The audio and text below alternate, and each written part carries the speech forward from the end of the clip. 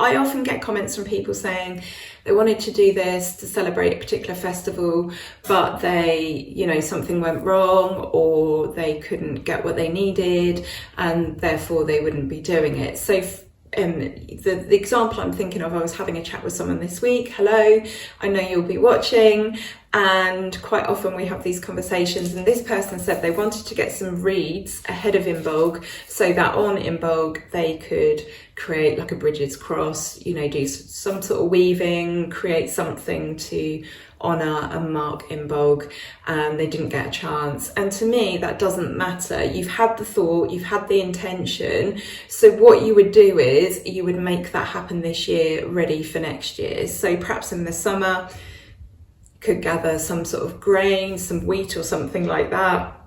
Before people jump on me and say that's not right, that's stealing, I do believe, I don't know if this law is still in place though, but I do believe there has always been something in place that says a tiny percentage of a farmer's field is actually there for the common everyday folk use, so that for events like Lunasa, Imbolg, it can be marked with some corn dollies and things like that. I don't know how true that is. I don't think it will hurt if you take a few stalks from the edge of someone's field. Obviously, if the whole country's doing it en masse, then that would become a problem, and that wouldn't be fair at all. But I think there is such a small pagan population in relation to the amount of crop fields that there are, and also, a lot of the time we don't get around to doing these things. Some of the time we get gifted this stuff as well. I've actually been gifted a load of, I don't actually know what it was, I think it's wheat.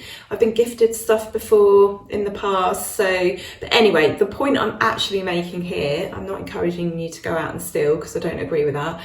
But what I'm saying is, if you don't manage to do something at one time, don't worry. You've made that thought, you've planned to do that. Carry that through the year, get yourself organised so that when it next rolls around, you are then able to do it. And then that way, slowly, you will fill your calendar up, you will fill the wheel of the year up, and you'll have something for each time. So, and then once you make that corn dolly or that Bridget's cross or whatever, you've then got it for following years to celebrate. So please don't give yourself a hard time. We talk about this all the time on the Witching Week.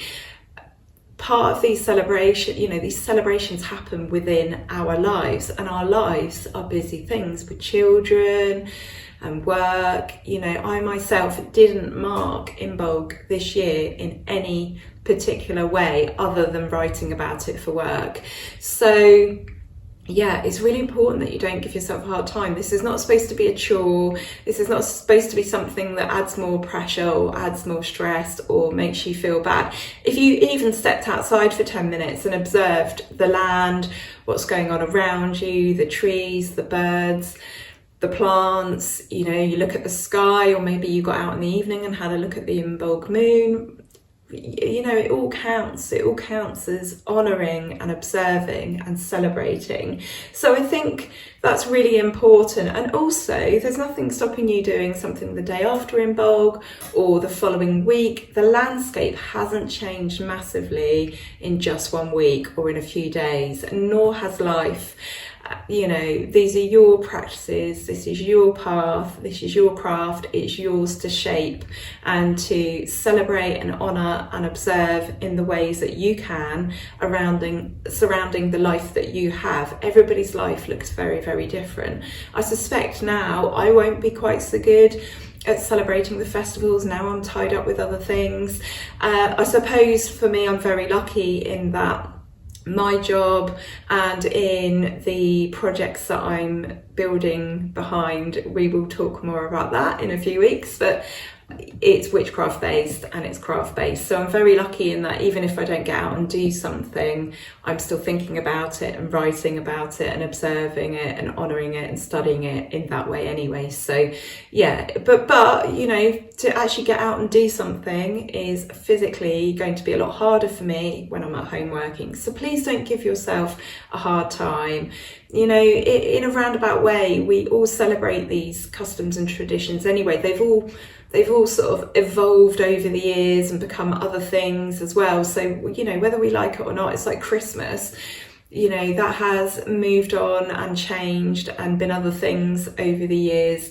So really, you are still immersing yourself in it. You're still on this planet. You're still alive on that particular day. So don't give yourselves a hard time. It's really, really important that you enjoy your lives. I mean, yes, it's great to make the effort, and it's great to actually do something and say, this is me honouring, this is me celebrating, this is me doing something.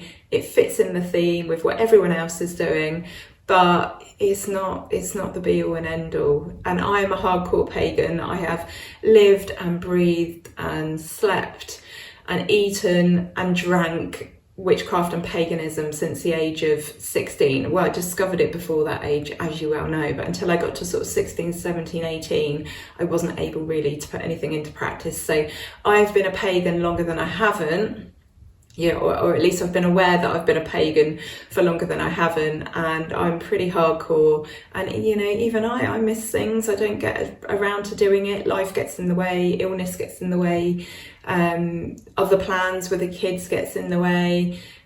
You know, having to do everyday boring tasks gets in the way, work gets in the way. So again, I can't stress that enough. And I know we talk about this a lot, but I think it's really, really important.